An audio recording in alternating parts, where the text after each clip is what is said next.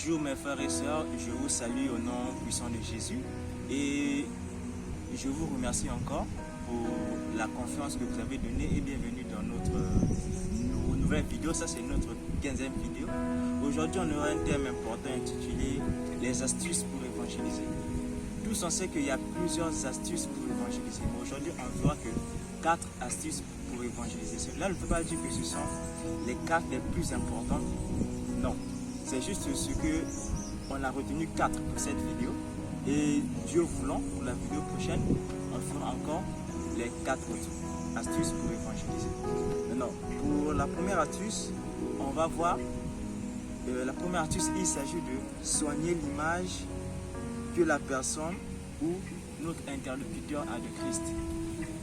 Cette astuce est extrêmement importante. Pourquoi? Parce que au moment d'évangéliser, au moment quand on est face à notre interlocuteur, la majorité, il s'est démontré à 60%, déjà notre interlocuteur ou le frère qui est à côté de nous a déjà une image de Christ, a déjà une image de l'Église, a déjà une image des chrétiens.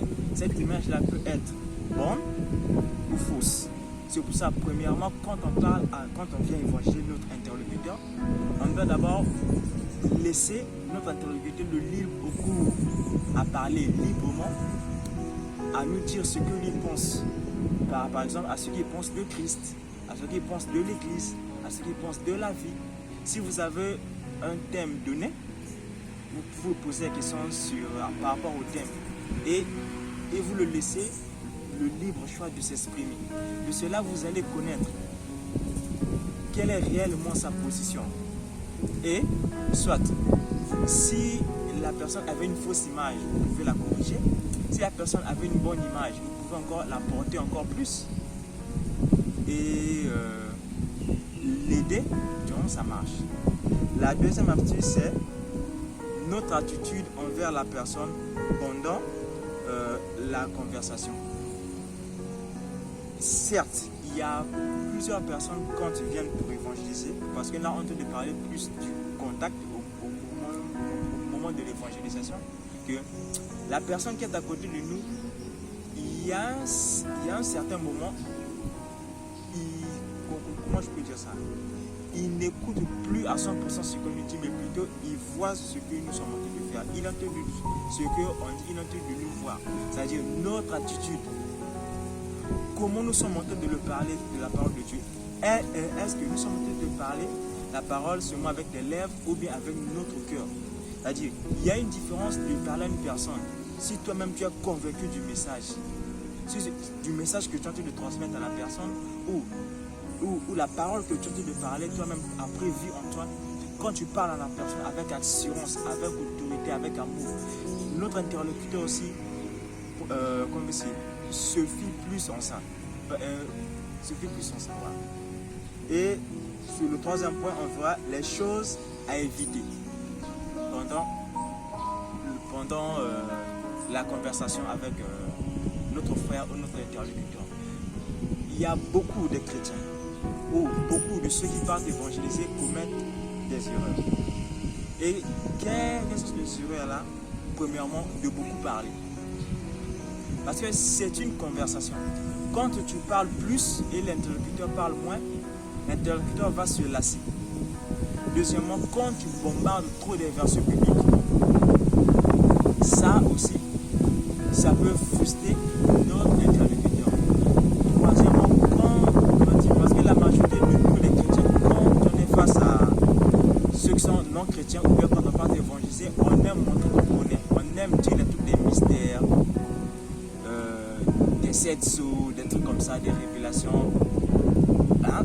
Ça, vraiment, on doit éviter ça. Parce qu'on doit choisir des paroles ou un langage simple et clair que notre interlocuteur peut comprendre.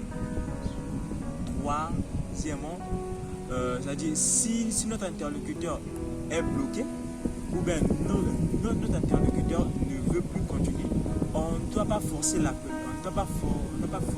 conversation. Si on sait que celui qui est en face de nous, par exemple, pour lui c'est bon, ça suffit, on s'arrête là, on ne force pas. Et pour finir, parce qu'il y a plusieurs trucs qu'on peut éviter,